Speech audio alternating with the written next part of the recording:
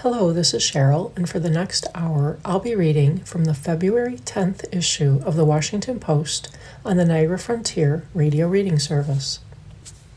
From the headlines, ICE Chief Forcefully Defends Deportation Campaign as Scrutiny Mounts. Todd M. Lyons, Acting Director of Immigration and Customs Enforcement, warned those seeking to intimidate ICE officers, "You will fail." By Marian Levine, David Nakamura, and Mariana Alfaro. Acting Immigration and Customs Enforcement Director Todd M. Lyons vowed to press forward with the Trump administration's mass deportation campaign despite mounting public protests and congressional scrutiny at a House Homeland Security Committee hearing Tuesday. He said that immigration officers are facing the deadliest operating environment in history, including assaults and death threats, and that his own family had been targeted. But he said, "Let me send a message to anyone who thinks you can intimidate us. You will fail." Lyons was joined by Customs and Border Protection Commissioner Rodney Scott and Customs and Immigration Services Director Joseph Edlow at the bipartisan hearing, marking the first time the heads of ICE and CBP are appearing before the committee in President Donald Trump's second term. Lyons said ICE has made 379,000 arrests in the first year of Trump's administration, a figure that he said included 7,000 suspected gang members and more than 14,000 known or suspected terrorists, though he did not define who is given that designation. Federal data has shown that the majority of people who have been arrested do not have criminal convictions.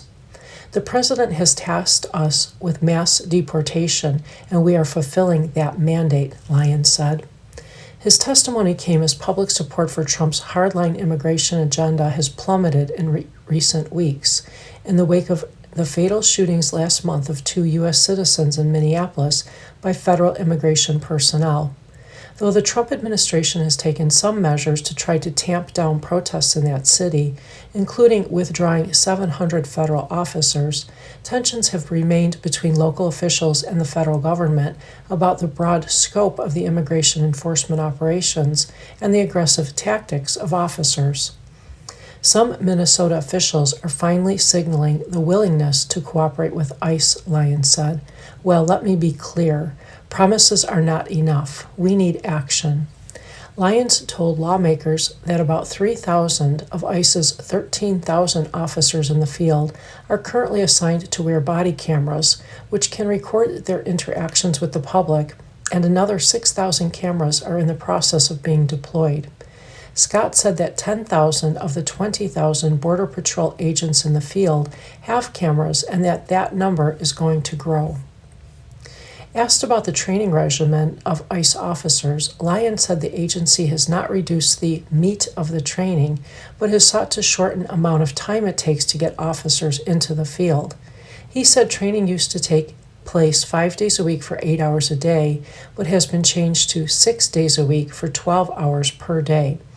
Scott said Border Patrol agents continue to undergo the standard 117-day training academy, while CBP officers attend for 103 days. Tuesday is the first congressional oversight hearing on the DHS agencies since 2 U.S. citizens, Alex Preedy and Renee Good, were fatally shot by federal immigration personnel in Minneapolis last month. Their deaths have prompted public backlash and bipartisan calls for an independent investigation. Homeland Security Secretary Kristi L. Noem has also faced bipartisan criticism for suggesting after Preedy's death that he had committed an act of domestic terrorism and sought to kill law enforcement, despite video from witnesses contradicting that account. In his opening remarks, Homeland Security Committee Chairman Andrew R. Garbarino, Republican, New York, appeared to take a swipe at Noem, despite not naming her, by criticizing Department of Homeland Security officials for rushing to conclusions about law enforcement or their fellow Americans without the completion of an impartial investigation. Officials and elected leaders should not rush to judgment, Garbarino said. Public trust and public safety go hand in hand. Garbarino noted that because of the scrutiny DHS actions have generated nationwide, House members and other committees also wanted to question the officials Tuesday, but the hearing was limited only to those in the Homeland Security Committee. Representative Benny G. Thompson, Mississippi, the top Democrat on the panel, directly condemned Noem's actions in his opening remarks, and he demanded that she resign. Secretary Noem is a liar with no concern for the lives of Americans killed by the department she runs, he said. She must go. Democrats are expected to continue arguing throughout the hearing that DHS's actions violate the law and that ICE and CBP should receive no money until immigration agents and officers face further restrictions, according to a Democratic aide who spoke on the condition of anonymity to preview the hearing. Members of Congress are seeking to avert another partial government shutdown this week amid negotiations over DHS funding. Democrats are pushing for new restrictions on federal immigration authorities, including tighter rules around the use of warrants, independent investigations of alleged misconduct, a ban on face masks for federal immigration agents, and a requirement that agents wear body cameras. Late Monday night, Democratic leaders said a White House counteroffer lacked details, calling it both incomplete and insufficient in terms of addressing the concerns of Americans that Americans have about ICE's lawless conduct. Noem announced last week, effective immediately, DHS would deploy body cameras to every officer in the field in Minneapolis and would expand the body cam program broadly as funding is available. The Washington Post previously reported that in its initial budget proposal, the department said it planned to cut the staff of ICE's body cam program from 22 to 3 and reduce spending on the initiative from about $20.5 million to $5.5 million. The hearing will test how far committee Republicans will go to criticize the Trump administration over its immigration tactics. When Noem appeared before the committee in December, she was met with friendly questions from Republicans and hostility from Democrats. Trump's immigration agenda has recently seen a decline in public support. A poll from Quinnipiac University released last week found that 61% of voters did not think the Trump administration had provided an honest account of Preeti's killing, and that 58% said Noem should be removed. A recent poll from the Economist/YouGov found that 50% of U.S. adult citizens said ICE was making Americans less safe. Under Noem, Border Patrol agents have played a growing role in conducting large-scale immigration enforcement operations in blue cities such as Los Angeles, Chicago, and Minneapolis. Those operations were led by senior Border Patrol official Gregory Bovino. But after Preeti's death, Bovino, who suggested that Preeti wanted to massacre law enforcement, left Minneapolis to return to California, where he was stationed previously. Trump instead dispatched border czar Tom Homan to Minneapolis. Homan said last week that 700 immigration and border agents were leaving the city. Scott also appeared with Homan in Minneapolis. Edlow, Scott, and Lyons are also set to appear before the Senate Committee on Homeland Security and Governmental Affairs this week. Theodoric Meyer, Scott Clement, and Maria Cicchetti contributed to this report. Continuing from the headlines. Legality of Trump's $400 million in private funding for White House ballroom at issue. A federal judge weighing whether the project may proceed has focused on whether the administration can use private donations to bypass congressional approval. By Dan Diamond, Aaron Schaefer, and Jonathan Edwards. A federal judge is expected to soon rule on whether President Donald Trump's planned $400 million White House ballroom project can proceed, zeroing in on whether the administration's plan to rely on private donations allows it to bypass congressional approval. Trump has argued that the approach spares taxpayers the expense, but the dispute has instead highlighted a lack of transparency over how the project is being financed.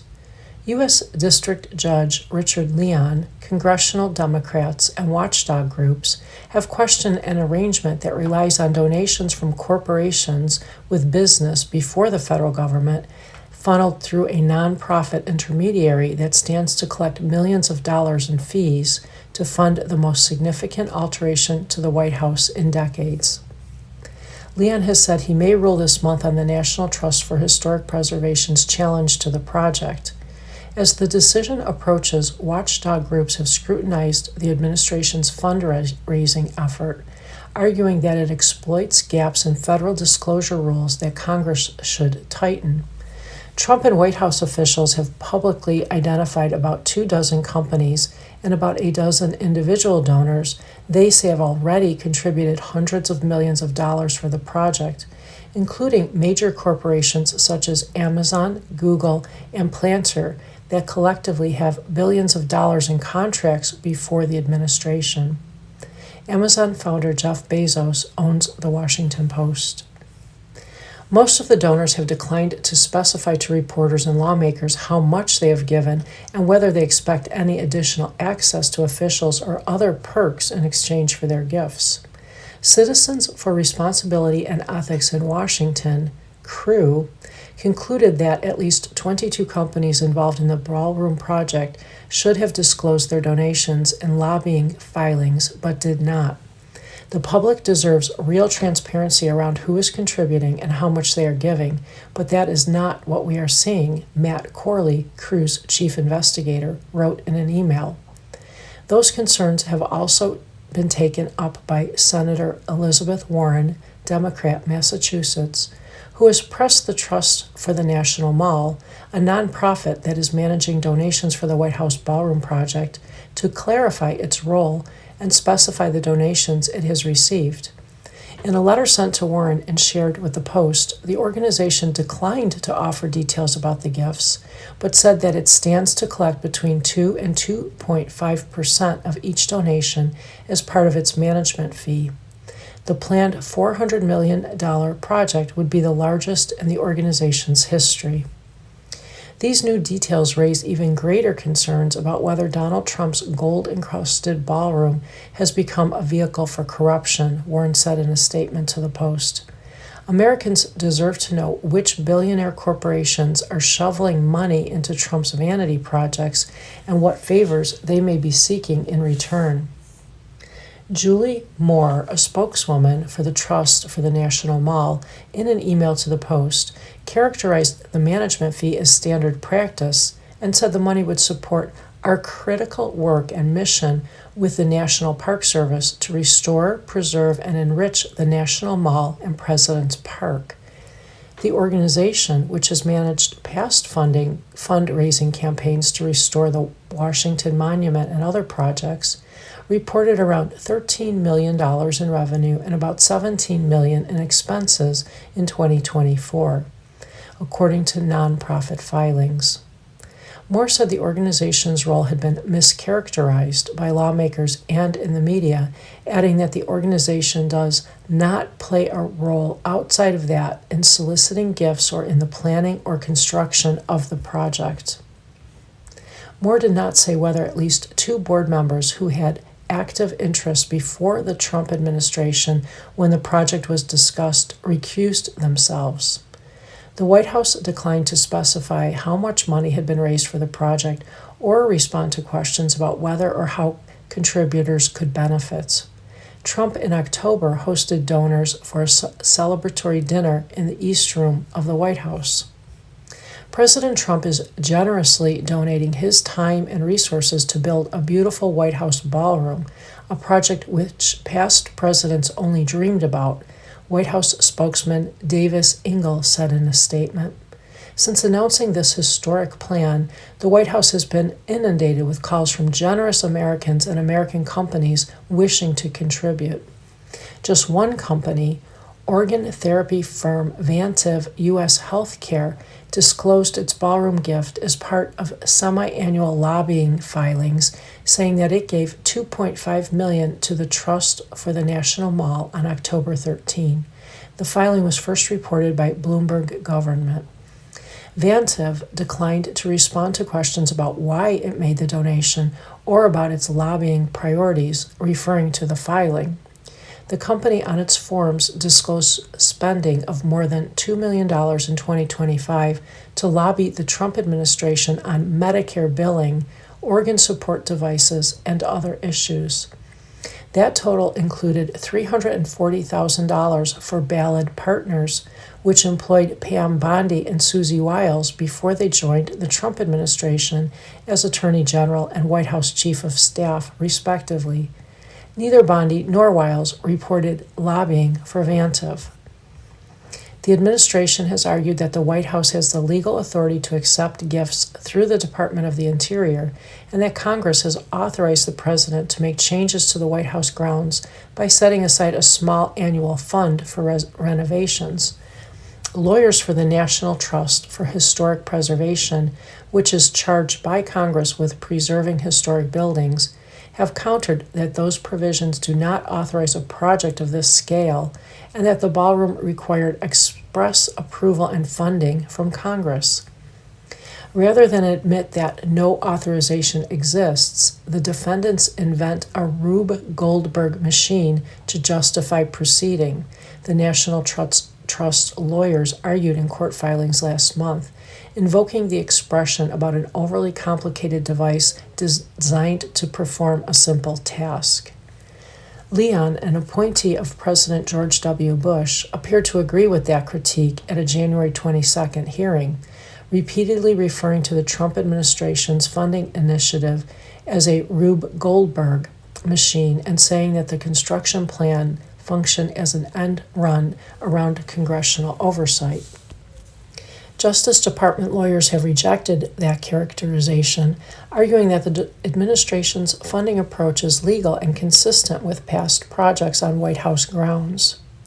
This is not a circumvention of the appropriations process. It is a funding mechanism that Congress knowingly authorized and has long been aware is available to support projects on White House grounds, Justice Department lawyers wrote in a February 2nd filing.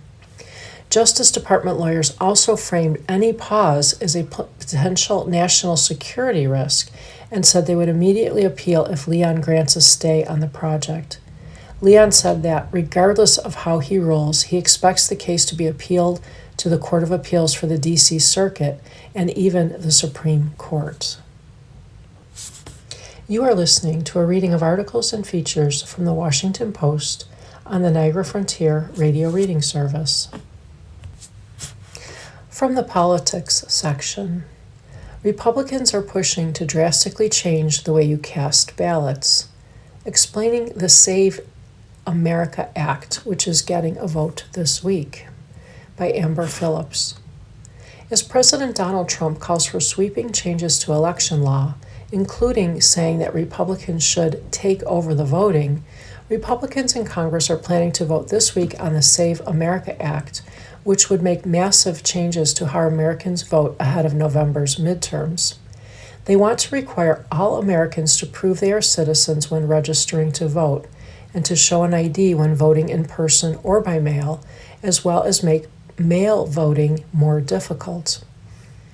Trump and Republicans say this would make voters feel more confident there's no fraud in federal elections. We need elections where people aren't able to cheat, Trump told NBC News. And we're going to do that. I'm going to do that. I'm going to get it done. But there's no evidence of widespread election fraud. There is evidence, say some nonpartisan elections experts, that this bill could disenfranchise millions of eligible voters by requiring new voters to provide documents that tens of millions of U.S. citizens lack immediate access to. The Nonpartisan Campaign Legal Center asserts the bill is harmful to our democracy and a threat to the freedom to vote for all Americans. Its extreme documentation requirements would actually amount to one of the harshest voter suppression laws nationwide. Here's how the SAVE Act could dramatically change elections and its chance of becoming law. There would be 3 major changes to how Americans vote. 1. You'd have to provide a proof of citizenship to register to vote. Millions of Americans register to vote every year, and they are already required to verify they are citizens when they do. Under this bill, they'd have to prove it. For example, those who change states or are newly eligible to vote would have to provide proof of their citizenship, like a passport, a military ID submitted with proof of place of birth, or, when submitted alongside other documents, a birth certificate. Newly married voters who changed their last name would have to re-register to vote with all of these documents, plus provide proof as to why their current name doesn't match their birth certificate. But about half of Americans don't have passports, and not all Americans have a copy of their birth certificate.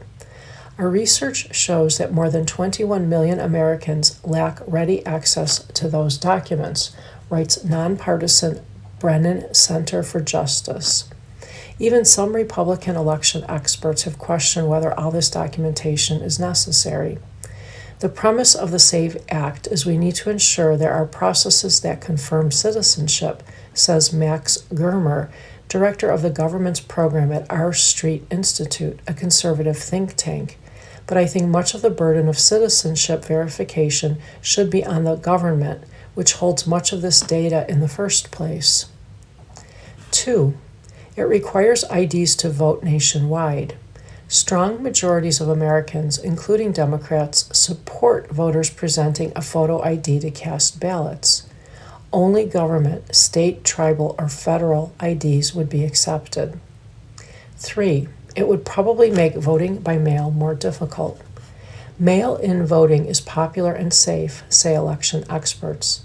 Almost all states offer some form of it. Trump has voted by mail, and Republicans certainly use it too. But this bill would put strict restrictions on who can vote by mail without providing valid identification. Some disabled voters and active duty troops would be exempt from the new rules. Some Republican election officials have expressed concern this takes away from states' constitutional right to run their own elections how they best see fit. Mail-in voting first became popular among rural conservatives in Western states. When I was in office, former Kentucky Secretary of State Trey Grayson said in a recent interview, the number one principle of election administration was that the states run elections and Congress should be minimally involved. On the Republican side, we really believe that. It was really, really important. Democrats are adamant this doesn't become law. The bill could pass the Republican-controlled House this week, but in the Senate, Democrats plan to block the legislation by filibustering it. It's Jim Crow 2.0, Senate Minority Leader Charles E. Schumer, Democrat, New York, told MS Now recently. What they're trying to do here is the same thing that was done in the South for decades to prevent people of color from voting. This isn't the first time Republicans have tried to pass some version of the bill, and Trump has been increasingly vocal about election reform. Some of his ideas appear blatantly unconstitutional, but that hasn't stopped the president from arguing for them. From the economy section, Trump wants lower mortgage rates. His Fed pick may push the other way. Kevin Warsh has long criticized the Fed's $6.6 trillion balance sheet, arguing it distorts markets. Shrinking it could put upward pressure on mortgage rates. By Andrew Ackerman. President Donald Trump has made housing affordability a centerpiece of his economic agenda, repeatedly emphasizing his desire to see mortgage rates fall. But Trump's choice to lead the Federal Reserve, Kevin Warsh, has spent years criticizing the central bank's enormous bond portfolio. Any push to significantly shrink the Fed's $6.6 trillion balance sheet of Treasury bonds and mortgage-backed securities could push mortgage rates higher, working against the president's goals. The tension between those two goals highlights a potential clash between Trump's political priorities and the policies embraced by Warsh, who has been sharply criticized as the Fed's balance sheet is bloated and distortionary, a shorthand for his view that a giant central bank portfolio holds long-term interest rates below their natural level and inflates asset prices. Warsh must still be confirmed by the Senate, but Trump intends for him to start leading the central bank in mid-May when Jerome H. Powell's term as Fed chair expires. If all he does is move to a smaller Fed balance sheet, it's hard to see how that would be consistent with lower mortgage rates, and that creates some tension with the president, said Bill English, a Yale professor and former director of the Fed's Division of Monetary Affairs. The Fed influences borrowing costs by adjusting its short-term benchmark interest rate, a lever that ripples through the finance sector and helps shape what consumers pay for car loans, mortgages, and other loans. Policymakers have also relied on a second, less conventional tool, the Fed's balance sheet. By buying trillions of dollars in longer-term securities, the central bank sought to push down longer-term interest rates. Those purchases make borrowing cheaper because they push Treasury yields lower, which in turn influence rates across the economy. The potential conflict comes as Trump faces political pressure to deliver on promises about housing costs. Mortgage rates, which briefly topped 7% in early 2025, have become a flashpoint for homebuyers locked out of the market. Trump has pledged to bring these down, though he has offered few specifics. We can drop interest rates to a level, and that's one thing we do want to do, he said last month. That's natural. That's good for everybody. You know, the dropping of the interest rate. We should be paying a much lower interest rate than we are. Warsh, a former Wall Street banker and Fed governor, has been a vocal critic of quantitative easing programs designed to rein in longer-term interest rates by ballooning the Fed's balance sheet during and after the financial crisis. Between 2008 and 2022, the Fed's assets jumped from about $9 billion to roughly $9 trillion before shrinking to $6.6 trillion as of last week. In speeches and writings, Warsh has characterized the massive bond portfolio as an unwelcome legacy of crisis-era policies that should be unwound. Warsh says the Fed's bond buying encouraged large federal deficits and ultimately fueled inflation. Each time the Fed jumps into action, the more it expands its size and scope, encroaching further on other macroeconomic domains, he said in a speech in April. More debt is accumulated, more capital is misallocated, more institutional lines are crossed, risk of future shocks are magnified, and the Fed is compelled to act even more aggressively the next time. The Fed holds about $4.3 trillion in Treasury securities and about $2 trillion in mortgage-backed securities, remnants of the extraordinary measures taken to support the economy during the recession in 2008 and the pandemic in 2020. The bulk of the securities are long-term instruments. The tension is rooted in basic economics. When the Fed buys large quantities of bonds, it pushes up bond prices and drives down their yields, which translates to lower borrowing costs across the economy. Reversing that process, selling bonds or simply letting them mature without replacement, would probably have the opposite effect, allowing rates to rise as private investors demand higher yields to absorb the supply that might otherwise be purchased by the Fed. To be sure, many factors influence mortgage rates beyond the Fed's balance sheet. The central bank's short-term interest rate policy, inflation expectations, global economic conditions, and the health of the housing market all play roles. And it remains unclear exactly what Warsh would do if confirmed as Fed chair. He has not laid out a detailed plan for balance sheet reductions, and his views could evolve once in office. Warsh and the White House didn't respond to requests for comment. Some economists say the tension may be overstated. The underlying balance sheet issues are so complex and thorny, they say, Warsh may have no choice but to kick the can on addressing them. I suspect Warsh's desire to reduce the balance sheet will collide with reality, and he'll end up reducing it very gradually, perhaps excusing himself by arguing that the problem is so big it cannot be solved overnight, said Jason Furman, a former Obama administration economist now at Harvard University. Though Warsh got the nod in part because the president expects him to cut the Fed's short-term rate, that doesn't mean market-driven long-term rates will fall. The Fed has shaved 1.75 points off short-term rates over the past 18 months, yet mortgage rates are roughly the same as in September 2024.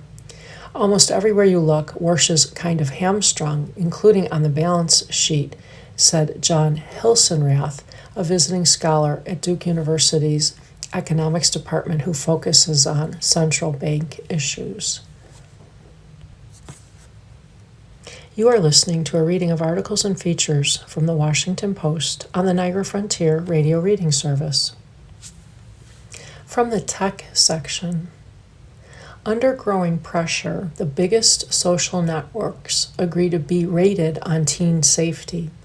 A system of 24 standards was developed by mental health experts to assess how well social media platforms protect young users. By Ian Duncan.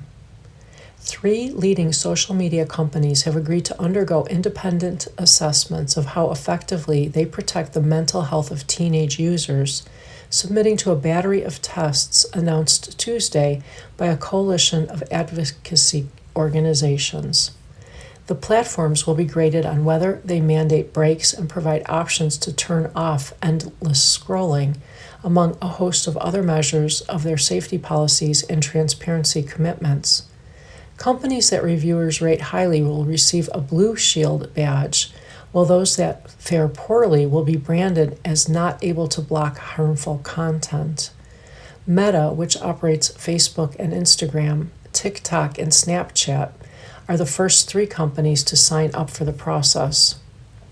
I hope that by having this new set of standards and ratings, it does improve teens' mental health, said Dan Riedenberg, Managing Director of the National Council for Suicide Prevention, who oversaw the development of the standards. At the same time, I also really hope that it changes the technology companies, that it really helps shape how they design and they build and they implement their tools. Teenagers represent a coveted demographic for social media sites, and these new standards come as the tech industry faces increasing pressure to better protect young users. A wave of lawsuits alleges that leading firms have engineered their platforms to be addictive. Congress is weighing a suite of bills designed to protect children's safety online, and state lawmakers have sought to impose age limits on social apps. But those efforts have borne little fruit. Some legal experts argue teens and their families may face difficulty in court cases proving the connection between social media use and their struggles. Officials in Washington, meanwhile, have been unable to agree on how to regulate the industry, and laws passed by the states have run into First Amendment challenges. The voluntary standards represent an alternative approach. Riedenberg said in an interview that the ratings are not a substitute for legislation, but will be a helpful way for teenagers and parents to decide how to engage with particular apps.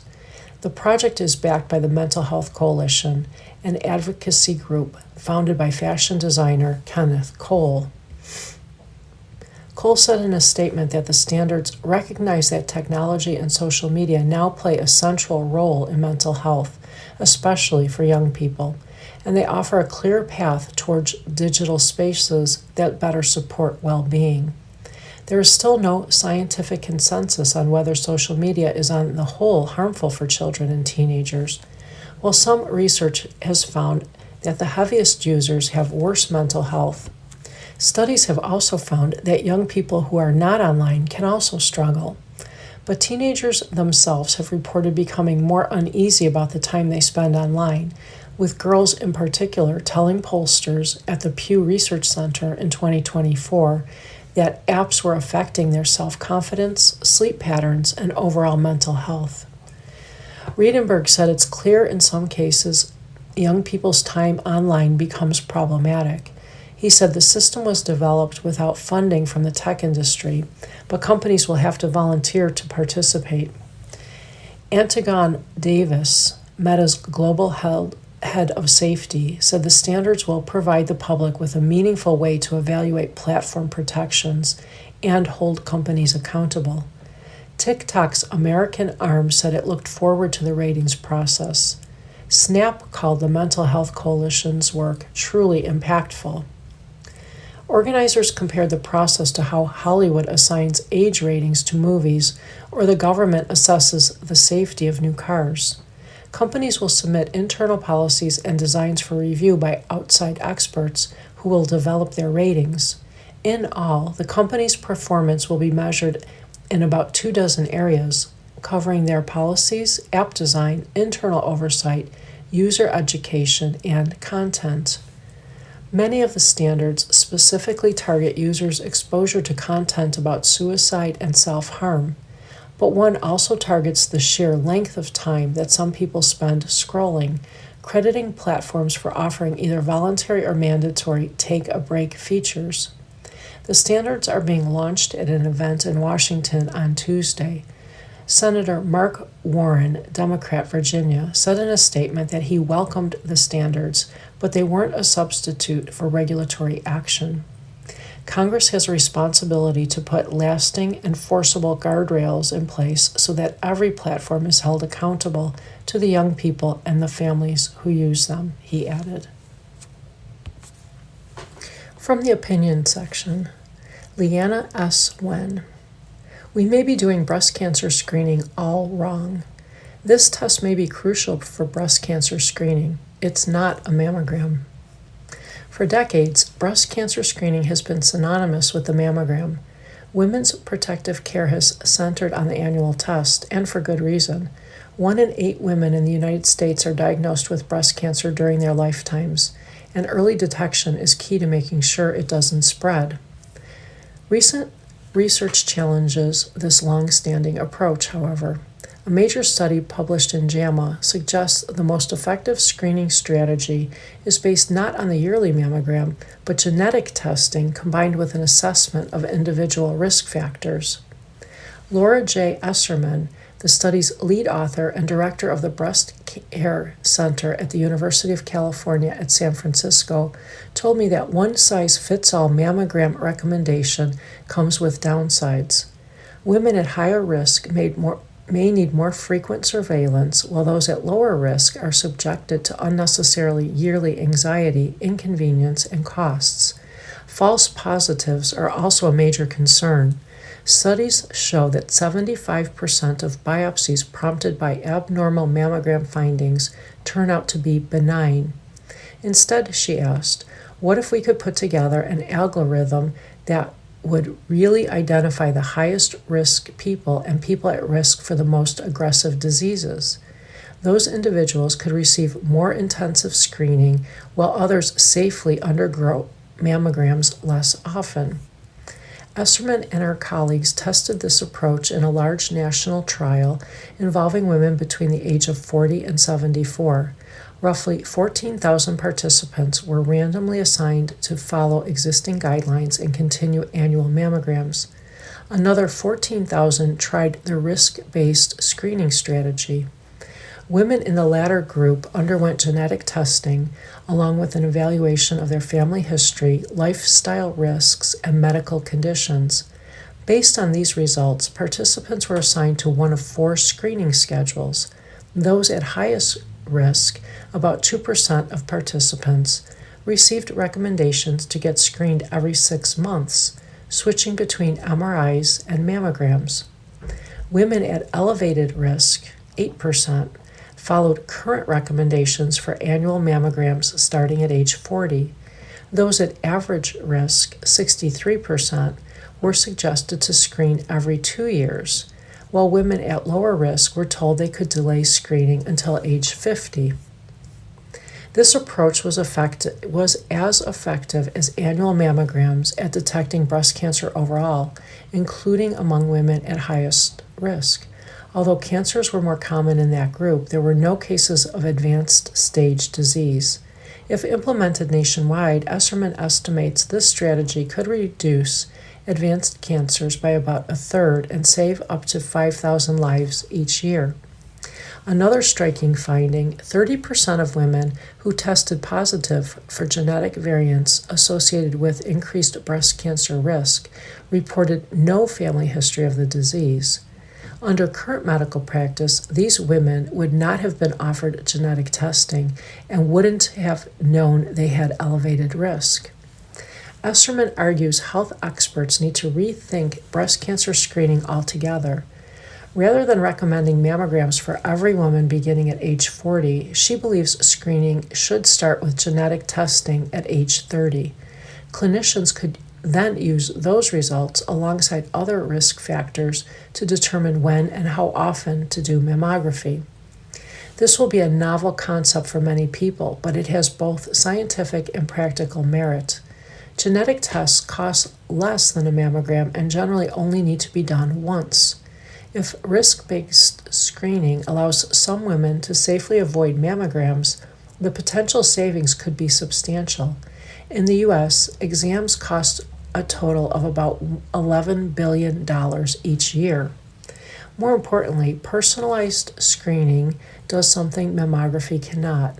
It helps identify high-risk people early enough to act. After all, imaging tests can detect cancer, but they do not prevent it.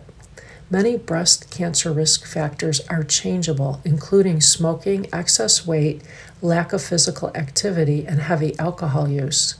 Indeed, this trial found that informing higher-risk women about such factors led to substantial improvements to health-related behaviors. High-risk women should also consider preventive drug therapy.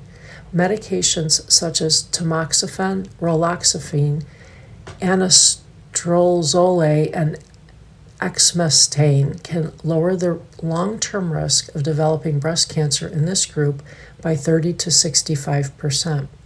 Yet despite strong evidence of benefit, many women are never offered these medications.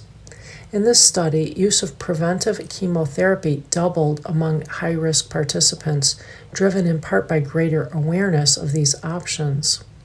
These findings could mark a turning point in cancer prevention. The results are so convincing that some clinicians and hospital systems will start administering risk-based assessments now. I hope major medical organizations, including the U.S. Preventive Services Task Force, which determines insurance coverage, will follow by updating their guidelines. At minimum, genetic testing should be offered to all women, regardless of family history. Esserman told me the study was difficult to carry out in part because of resistance within the radiology community to changing entrenched practice. Patient advocates, too, may be reluctant to move beyond a mammogram-only mindset, but everyone involved with breast cancer care should focus on the more than 42,000 women who die annually from this disease and prioritize interventions that have the greatest impact. You are listening to a reading of articles and features from the Washington Post on the Niagara Frontier Radio Reading Service. From the fitness section, want to lose weight? Here's why exercise probably won't help. As a physician, I want people to know that exercise confers many benefits for our bodies. Weight loss is not one of them. Column by Jordan D. Metzel. I exercise most days, but the number on the scale never moves. What's even the point? Exercise is not very effective for weight loss, but it's incredibly beneficial for your physical and mental health. As a sports medicine physician, I spend my days treating injuries, studying human performance, and helping my patients move. I prescribe exercise for health and believe deeply in its power. The evidence is overwhelming. Exercise lowers cardiovascular risk, improves blood sugar control, strengthens bones, preserves cognitive function, and reduces the risk of depression, cancer, and early death. But there is one area where exercise consistently falls short: weight loss. A patient in her 50s recently came to me frustrated. She walked most days, strength trained twice a week, and followed a careful diet, yet her weight barely budged. She asked me a question that I often hear: what is the point of exercise if the scale doesn't move? The irony was that almost everything important about her health was improving. The problem was that she had been conditioned to focus on the wrong number. Why exercise doesn't work for weight loss. In a culture that treats the gym as a calorie-burning machine, many people expect exercise to shrink their waistline. When it doesn't, frustration follows. The truth is that our expectations are misguided. Large studies show that exercise alone usually produces modest weight loss, often just a few pounds over 6 months. That's because your body will correct for the extra activity by increasing your appetite or by lowering the calories burned for other bodily functions. In a 2024 randomized trial involving middle-aged adults who were overweight, participants assigned to regular exercise without changing their diet improved fitness and metabolic markers but lost little weight. As we age, the challenge grows. Resting metabolism slows and the body becomes more efficient at conserving energy. Various factors influence this, including age-related sarcopenia, or muscle loss with aging. We have to exercise for longer or more intensely to a point it may become unrealistic to achieve a calorie deficit substantial enough for weight loss. That does not mean exercise fails. It succeeds brilliantly. We have simply been asking it to do the wrong job. Proven health benefits of exercise. Exercise shines when it comes to metabolic health. It improves insulin sensitivity and reduces visceral fat, the type of body fat that lies deep in the abdomen and is linked to heart disease and type 2 diabetes. These benefits often occur even when body weight stays the same. Recent research shows that short bursts of movement built into daily life, exercise snacks, lead to significant reductions in disease risk, even in small doses. Exercise makes people healthier even when it does not make them thinner. In fact, people who are fit tend to live longer than those who are not in shape, no matter what their body type weights are. This distinction is important in the age of GLP-1 medications and other weight loss drugs. For many, these treatments make losing weight easier than ever. They have changed the weight loss equation for thousands of my patients, but weight loss alone is not health. Rapid medication-driven weight loss can carry hidden costs, including loss of muscle. Muscle is central to mobility, glucose control, and healthy longevity. Losing muscle while getting lighter may improve the scale, but leaves people less resilient. That is why my advice often surprises patients. I would rather see someone mildly overweight and physically active than thin and inactive. The former usually has better fitness, stronger bones, more muscle, and greater protection against disease. The latter may look healthy, but often carries hidden risks. If the goal is long-term health, prioritize movement and muscle, not weight alone. Walk more, lift weights, climb stairs, carry groceries. Build strength into daily life. Use exercise as a tool for healthy longevity, not as a standalone vehicle for weight loss. For decades, we have equated thinness with health. It is time to change that. Consistent movement may or may not change your weight, but it always improves health. That is the outcome that truly matters. From the life section. Do dogs offer more satisfying relationships than people? Many of us are unhappy with society and other people. Loving dogs has become the antidote. Guest column by Margaret Grebowitz. It's clear we love our dogs. Nearly half of U.S. households have one, and many owners see pets as part of the family. 51% say pets belong as much as a human member. Pet ownership keeps generating more and more jobs, from vets to trainers. Schools cannot keep up with the demand for veterinarians. It all seems part of what Mark Cushing, a lawyer and lobbyist for veterinary issues, calls the pet revolution, the more and more privileged place that pets occupy in American society. In his 2020 book, Pet Nation, he argues that the internet has caused people to become more lonely, and this has made them focus more intensely on their pets, filling in for human relationships. I would argue that something different is happening, particularly since the COVID lockdown. Loving dogs has become an expression not of loneliness, but of how unhappy many Americans are with society and other people. As a philosopher who studies the relationships between animals, humans, and the environment, I believe Americans are turning to dogs because dogs simply offer more satisfying relationships than other people do. But I also believe that many Americans are expecting their pets to fix their problems. Dogs over people. During the COVID lockdown, many of us struggled with the monotony of spending too much time cooped up with other humans, children, romantic partners, roommates. Meanwhile, relationships with dogs seemed to flourish. Rescuing shelter animals grew in popularity, and on social media, many people celebrated being at home with their pets.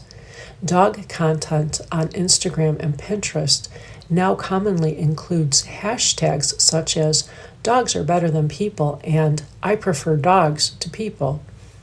"The more I learn about people, the more I like my dog" appears on merchandise all over e-commerce sites such as Etsy, Amazon, and Redbubble.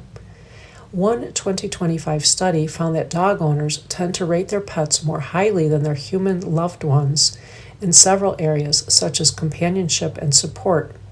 They also experienced fewer negative interactions with their dogs than with the closest people in their lives, including children, romantic partners, and relatives. The late primatologist Jane Goodall celebrated her 90th birthday with 90 dogs. She stated in an interview that she preferred dogs to chimps because chimps were too much like people. Fraying fabric. This passion for dogs seems to be growing as America's social fabric unravels, which began long before the pandemic. In 1972, 46% of Americans said most people can be trusted. By 2018, that percentage dropped to 34%. Americans report seeing their friends less than they used to, a phenomenon called the friendship recession, and avoid having conversations with strangers because they expect the conversations to go badly. People are spending more time at home. Just over half of U.S. adults ages 25 to 44, most of them millennials, have at least one pet, 2021 census data showed. Some cultural commentators argue dogs are especially important for this generation because other traditional markers of stability and adulthood, a mortgage, a child, feel out of reach or simply undesirable. Amid those pressures, many people turn to the comfort of a pet, but the expectations for what dogs can bring to our lives are becoming increasingly unreasonable.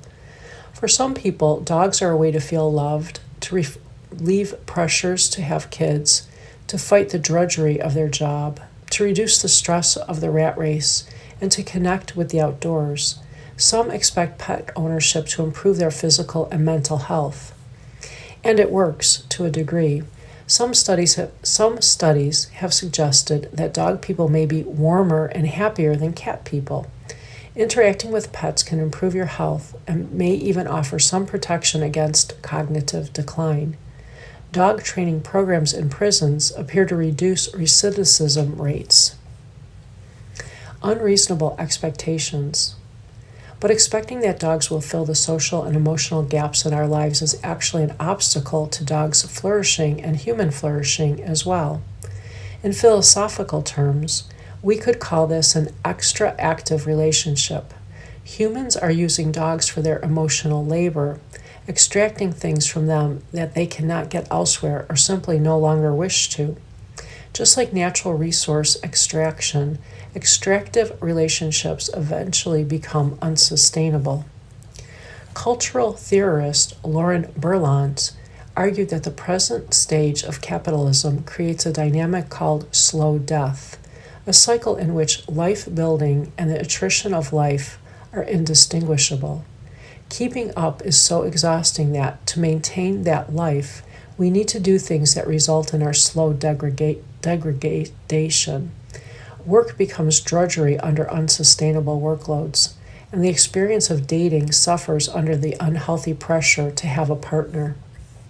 Similarly, today's dog culture is leading to unhealthy and unsustainable dynamics. Veterinarians are concerned that the rise of the fur baby lifestyle, in which people treat pets like human children, can harm animals as owners seek unnecessary veterinary care, tests, and medications. Pets staying at home alone while owners work suffer from boredom, which can cause chronic psychological distress and health problems. And as the number of pets goes up, many people wind up giving up their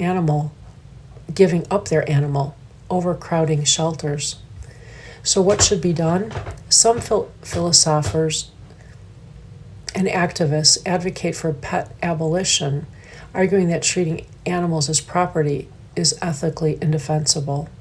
This is a hard case to make, especially with dog lovers. Dogs are the oldest domesticated animal, evolving alongside humans for as long as 40,000 years, and a central piece of the human story. Some scientists argue that dogs made us human, not the other way around. Perhaps we can reconfigure aspects of home, family, and society to be better for dogs and humans alike. More accessible health care, more effective stress management, and higher quality food, for example, would lead to longer and healthier lives for both. A world more focused on human thriving would be more focused on pets thriving too, but that would make for a very different America than this one. You've been listening to a reading of articles and features from the February 10th issue of the Washington Post. Your reader has been Cheryl. Thank you for listening.